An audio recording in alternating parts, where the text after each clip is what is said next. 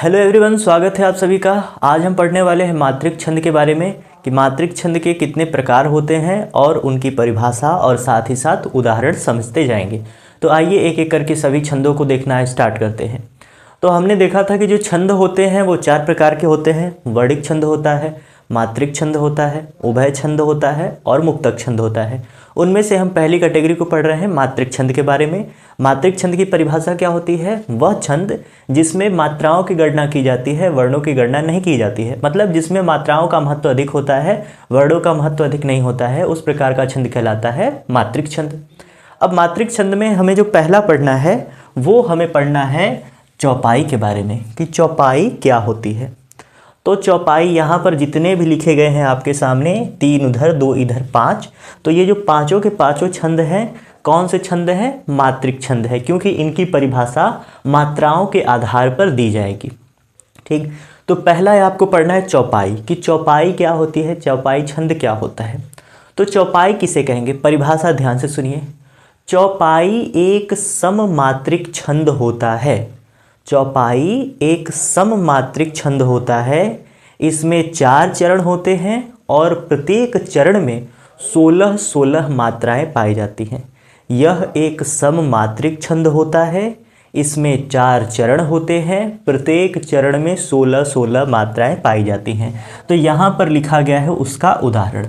तो इसमें कितने चरण हैं? चरण का मतलब होता है लाइनें। ठीक है, कितनी लाइन्स है, कितनी पंक्तियाँ हैं, तो उसको कहा जाता है चरण। तो यहाँ पर 1 2 3 4 लाइन, अगर इसमें गिनेंगे तो टोटल 16 मात्रा आएगी। इसमें भी 16 मात्रा, इसमें भी 16 मात्रा और इसमें भी 16 मात्रा। ध्यान रखने वाली बात क्या है कि छंद में, जब भी आप छंद में चौपाई लिखेंगे, चौपाई के किसी भी चरण के अंत में, चौपाई के किसी भी चरण के अंत में यानी लास्ट में ना तो जगण आता है और ना ही तगण आता है। यानी जगण और तगण का निषेध होता है।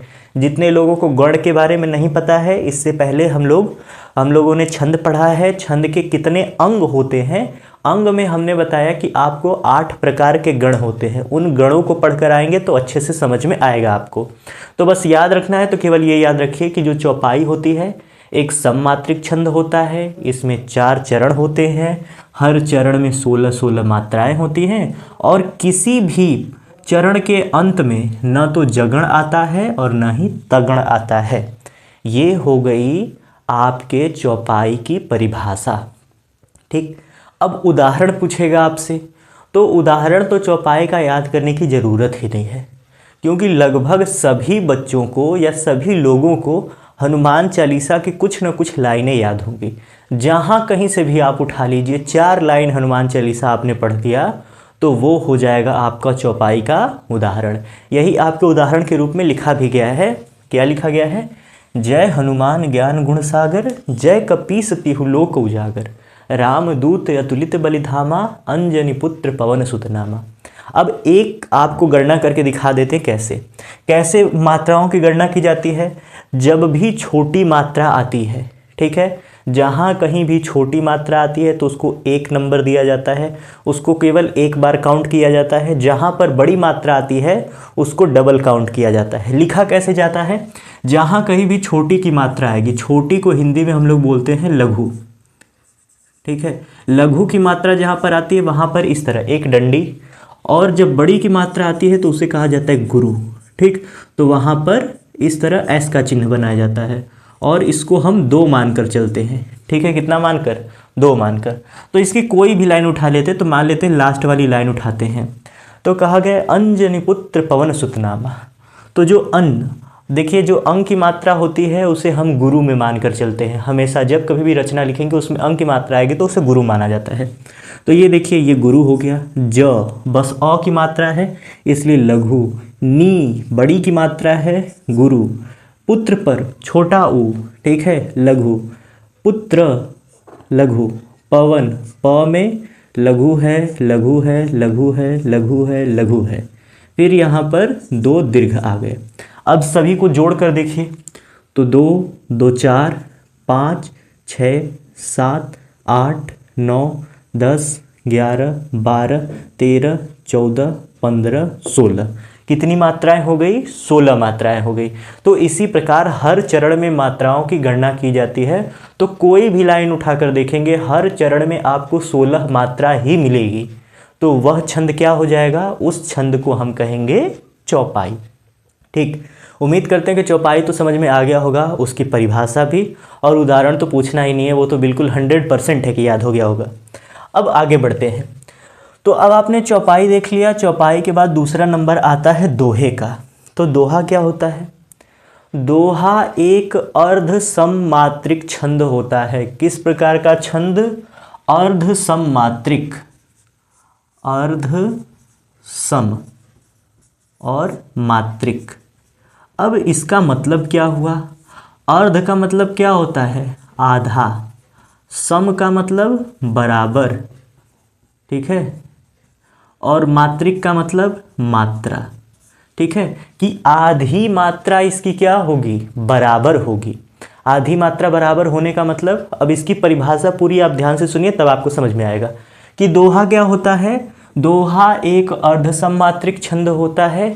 इसमें 4 चरण होते हैं। 4 चरण का मतलब इसमें भी 4 लाइनें होंगी, जैसे यहाँ पर था। तो यहाँ पर 4 लाइनों को अलग अलग लिखा गया है, यहाँ पर कॉमा लगा दिया गया है। कॉमा का मतलब अब ये दूसरा पद है, ठीक है। तो एक चरण ये हो गया, कॉमा के बाद दूसरा चरण ये हो गया, फिर ये तीसरा चरण हो गया और ये चौथा चरण हो गया। तो कहा जाता है कि प्रत्येक विषम चरण में विषम और सम शब्द का प्रयोग किया जाएगा। विषम का मतलब क्या होता है? विषम का मतलब होता है 1, 3, 5, 7, इसी को तो आप विषम संख्या कहते हैं। और सम का मतलब क्या होता है? सम का मतलब है 2, 4, 6, 8 ऐसे, ठीक है। तो कहा गया है कि जो सम चरण होते हैं, ठीक, सम चरण में 11 मात्राएं और विषम चरण में 13 मात्राएं होती हैं। तो विषम चरण, विषम का मतलब पहला और तीसरा, ठीक है। पहला, ये देखिए ये पहला पद हो गया। दूसरा मार्कर यूज करते हैं कि यहाँ से यहाँ तक का जो पद है ये पहला चरण हो गया। उसके बाद ये दूसरा चरण हो जाएगा। उसके बाद यहाँ से यहाँ तक ये तीसरा चरण हो जाएगा और उसके बाद यहाँ से यहाँ तक ये चौथा चरण हो जाएगा। तो कहा गया है कि पहले और तीसरे चरण में, ठीक, ये पहला चरण है, ये दूसरा चरण है, ये तीसरा है और ये चौथा है। तो कहा गया पहले और तीसरे चरण में 13 मात्राएं और दूसरे और चौथे चरण में 11 मात्राएं होती हैं। अगर इस प्रकार की कोई रचना है तो उस रचना को हम दोहा कहेंगे। अब इसे अर्धसममात्रिक क्यों कहा गया? देखिए कि कितने पद हैं? 4 पद हैं। 4 को आधा करेंगे तो कितने कितने पद मिलेंगे? 2 पद मिलेंगे और 2 पदों की मात्राएं आपस में क्या होंगी? बराबर होंगी। ये 2 पद ऐसे हैं जिसमें 13 मात्राएं हैं, ये 2 पद ऐसे हैं जिसमें 11 मात्राएं हैं, तो आधे आधे में बट गया। तो इसीलिए इसको कहा जाता है अर्धसममात्रिक छंद। फिर से इसकी परिभाषा एक बार पूरी सुन लीजिए कि दोहा एक अर्धसममात्रिक छंद होता है। इसमें कुल 4 चरण होते हैं। पहले और तीसरे चरण में, अगर विषम चरण नहीं बोलना चाहते हो तो पहला और तीसरा भी बोल सकते हैं। पहले और तीसरे चरण में 13 मात्राएं, दूसरे और चौथे चरण में 11 मात्राएं होती हैं। इस प्रकार का जो छंद होता है उसे दोहा कहा जाता है। ठीक, अब एक बार देखते हैं इसका उदाहरण। दोहा आप जानते हैं, कबीर दास का दोहा, रहीम दास का दोहा, फिर उसके बाद बिहारी सतसई जी हैं, यानी बहुत सारे हैं, रविदास का दोहा, सूरदास का दोहा। इन सभी लोगों में से किसी का भी दोहा आपको याद हो, आप एग्जाम में लिख सकते हैं, वही हो जाएगा उसका उदाहरण। तो यहाँ पर एक उदाहरण लिखा गया है, ऐसी बानी बोलिए मन का आपा खोए, और अन को शीतल करे आप हो शीतल होए। यानी हमें ऐसी बाणी बोलनी चाहिए कि दूसरा व्यक्ति मन का आपा खोए, उसका मन मुग्ध हो जाए बात को सुन करके, और उनको शीतल करो, दूसरों को शीतलता प्रदान करें, ठीक, और आप हो शीतल होए, उन्हें अच्छी बातें बताकर उन्हें भी संतुष्ट कीजिए और खुद भी संतुष्ट रहिए, खुश रहिए।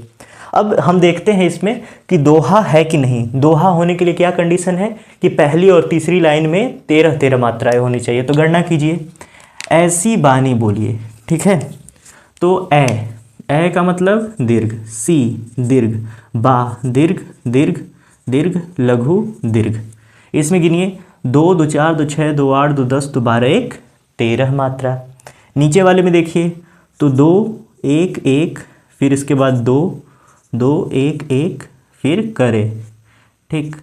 तो 2 1 और 2, इसमें गिनिए 2 3 4, 4 2 6, 6 2 8, 8 2 10, 10 3 13, ठीक है। तो पहले और जो तीसरा चरण था उन तीनों उसमें कितनी कितनी मात्राएं हो गई, 13 13 मात्राएं हो गई।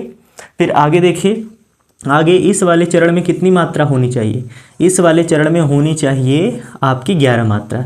तो देखिए 1 2, और यहाँ पर आ की मात्रा है तो 2 मिलेगा, गुरु है गुरु है गुरु है गुरु है, लघु है, तो 2 2 4 2 6 2 8 9, 9 2 11।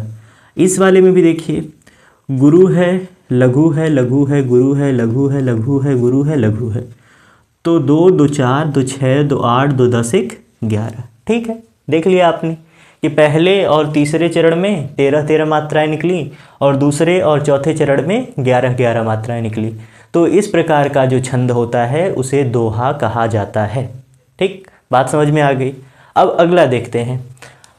चौपाई देख लिया हमने, दोहा देख लिया, अगली आगे हम लोग कदम बढ़ाते हैं अपना। तो अब पढ़ेंगे हम लोग सोरठा। सोरठा किसे कहते हैं? सोरठा एक अर्ध सममात्रिक छंद होता है। इसमें 4 चरण होते हैं। पहले और तीसरे में 11 11 मात्राएं, दूसरे और चौथे में 13 13 मात्राएं होती हैं, तो उसे हम कहेंगे सोरठा। इसका उदाहरण यहाँ पर लिखा गया है, मुख होई वाचाल पंगु चढ़े गिरिवर गहन, जासु कृपा दयाल द्रवो सकल कलिमल दहन। ठीक है, तो अब जैसे हमने आपको यहाँ पर मात्राएं निकाल कर दिखाई थी, उसी तरह इनकी मात्राओं को, इसको लिख करके उदाहरण को, इसकी मात्रा निकाल करके चेक करने का काम अब आप लोगों का है, नहीं तो वीडियो बहुत लंबी बन जाएगी। तो आपको परिभाषा बता दे रहे हैं, उदाहरण दे रहे हैं, आप खुद इंटरेस्टेड होकर के हर एक चरण की मात्रा निकालने का प्रयास कीजिए, क्योंकि एग्ज़ाम में कभी कभी क्या करेगा कि आपको डायरेक्ट उदाहरण उठा कर दे देगा। अब ज़रूरी नहीं कि यहाँ पर जो उदाहरण बताया जा रहा है वही उदाहरण एग्ज़ाम में आए, कहीं से भी कोई भी उदाहरण आ सकता है। तो यदि आपकी मात्राओं की गणना करना आता होगा आपको, तो आप गणना करेंगे तभी तो पता चलेगा कि कौन सा छंद है, क्योंकि मात्रिक छंद की पहचान करने के लिए मात्राओं की गणना करना आपको आना चाहिए। तो 2 जगह आपको करके दिखा दिया गया। अब आपका काम है कि आप खुद से सोरठे का ये जो उदाहरण दिया गया है, इसके ये जो 4 पद हैं, हर पद में आप मात्रा निकाल कर चेक कीजिए कि पहले और तीसरे में 11 11 और दूसरे और चौथे में 13 13 मात्रा आ रहा है या नहीं आ रहा है। ठीक, अब आगे बढ़ते हैं। आगे अब हम देख रहे हैं रोला, कि रोला किसे कहते हैं? तो रोला एक सममात्रिक छंद है। ठीक, रोला एक सममात्रिक छंद है। इसमें 4 चरण होते हैं। प्रत्येक चरण में 24 24 मात्राएं पाई जाती हैं। इसमें भी 24, इसमें भी 24, इसमें भी 24 और इसमें भी 24। तो रोला क्या होता है? रोला एक सममात्रिक छंद है। इसमें 4 चरण होते हैं। प्रत्येक चरण में कितनी मात्राएं? 24 24 मात्राएं पाई जाती हैं, और प्रत्येक चरण में 11 और 13 मात्राओं पर यति होता है। प्रत्येक चरण में 11 और 13 मात्राओं पर यति होता है। यति का मतलब क्या होता है? यति का मतलब विराम, कि हर लाइन जो लिखी होगी उस लाइन के बीच में विराम लगाया गया होगा। और वो विराम कब लगेगा? तब लगेगा जब विराम से पहले वाली जो लाइन लिखी है उसमें 11 मात्रा हो और उसके बाद वाली में 13 मात्रा होनी चाहिए। ऐसे ही कहीं पर विराम नहीं लग जाता है। विराम कब लगेगा रोला में? 11 और 13 मात्राओं के बीच में। 11 और 13 पर यति होती है। आपको एक गणना करके दिखा देते हैं। ठीक है, देखिए, तो जैसे यहाँ पर दिया है कोई, तो गुरु गुरु गुरु लघु लघु लघु लघु लघु, देखिए कितना हो गया? 2 2 4 2 6 7 8 9 10 11। ठीक है, 11 के बाद यहाँ पर क्या गया है? विराम आ गया है। फिर प्राप्त सुनी जमन धावत।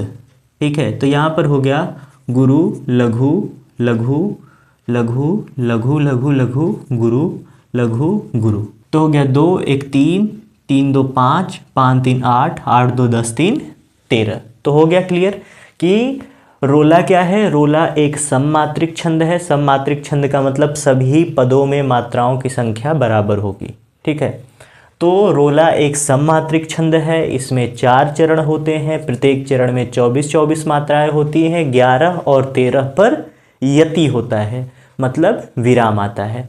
इसका उदाहरण क्या है? उदाहरण आपके सामने लिखा गया है।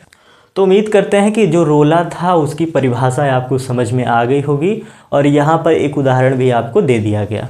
अब आगे बढ़ते हैं, आगे कुंडलियाँ के बारे में देखते हैं। अब तो कुंडलियाँ क्या होता है? कुंडलियाँ एक विषम मात्रिक छंद होता है। इसमें 6 चरण होते हैं और प्रत्येक चरण में 24-24 मात्राएं होती हैं। कितने चरण? टोटल इसमें होंगे 6 चरण। देखिए 4 चरण यहाँ पर हैं और 2 चरण यहाँ पर भी हैं। इनमें भी 24 मात्रा, इनमें भी 24 मात्रा। सोचने वाली बात यह है कि इसमें 4 चरण थे, प्रत्येक चरण में 24-24 मात्राएं थी। हमने इसको हमने सममात्रिक छंद कहा। इसमें 6 चरण है, प्रत्येक चरण में 24-24 मात्राएं, फिर भी हम इसको सममात्रिक छंद क्यों नहीं कह रहे हैं? क्योंकि इसके पीछे कारण ये है कि जो कुंडलिया छंद है वो बनता है दोहा और रोला से मिल करके। ठीक है, कि दोहा और रोले का जो योग होता है उसको कहा जाता है कुंडलियाँ। इसकी विशेषता क्या होती है कि इसके पहला जो 2 पद होते हैं वो दोहे होते हैं और जो अगला 4 पद होता है वो रोला होता है। अब समझ में आया कि ये एक ही छंद है मगर ये 2 अलग अलग छंदों के मेल से बना हुआ है, इसलिए इसको विषम मात्रिक बोला जाता है। क्या बोला गया? कि कुंडलियाँ एक विषम मात्रिक छंद है। इसमें कुल 6 चरण होते हैं, प्रत्येक चरण में 24-24 मात्राएं होती हैं। इसके पहले 2 पद, ठीक, दोहा और अगले 4 पद रोला से बने होते हैं। और इसका गुण क्या है कि दूसरा पद जिससे प्रारंभ होता है, दूसरा पद जिससे अंत होता है, तीसरा पद उसी से प्रारंभ होता है। क्या बोला गया? कि दूसरा पद, यानी जो दूसरा पद है वो किससे अंत हो रहा है? सबसो सहित उमंग। ठीक है, इसके लास्ट में देखिए क्या आया है? सबसो सहित उमंग। अब उसके बाद जब तीसरा पद, यानी जैसे ही रोला स्टार्ट हुआ है तो रोला भी उसी से स्टार्ट होगा, सबसो सहित उमंग से। ठीक, समझ में आया कि कुंडलियाँ एक विषम मात्रिक छंद है। इसमें 6 चरण होते हैं, प्रत्येक चरण में 24-24 मात्राएं होती हैं। पहले 2 पद दोहा तथा अगले 4 पद रोला के होते हैं। ठीक है, कि इसके पहले 2 पद दोहा के और अगले 4 पद रोला से बने होते हैं और इसका दूसरा पद जिस शब्द से अंत खत्म होता है उसका तीसरा पद उन्हीं शब्दों से शुरू होता है। ठीक, बात समझ में आ गई। उदाहरण देख लीजिए, लिखा है कोई संगी उत नहीं है इत ही को संग, पथ लेहु मिलिता हिते सबसो सहित उमंग। सबसो सहित उमंग बैठे तरुणी के माही, नदिया नाव संजोग फेरी मैलिहें पर नाही। बरने दीन दयाल पार पुनि भेंट न हुई, अपनी अपनी गैल पथी जो सब कोई। ठीक है, तो इसमें भी अगर मात्राओं की गणना करना चाहें तो आप गणना करके निकाल सकते हैं कि हर एक पद में कितनी मात्रा आएगी? 24-24 मात्रा आएगी। तो उम्मीद करते हैं कि इसकी परिभाषा भी आपको समझ में आई होगी कि कुंडलियाँ की परिभाषा क्या है। एक बार लास्ट में फिर से आपको सुना देते हैं, आप लोग ध्यान से सुनिए और नोट कर लीजिएगा। कुंडलियाँ एक विषम मात्रिक छंद है। इसमें 6 चरण होते हैं, प्रत्येक चरण में 24-24 मात्राएं होती हैं। पहले 2 पद दोहे से तथा अगले 4 पद रोले से निर्मित होते हैं या बने होते हैं। कुंडलियों का दूसरा पद जिन शब्द समूहों से अंत होता है उसका तीसरा पद उन्हीं शब्द समूहों से प्रारंभ होता है। ठीक, तो ये हो गई कुंडलियाँ की परिभाषा और ये हो गया उसका एक उदाहरण।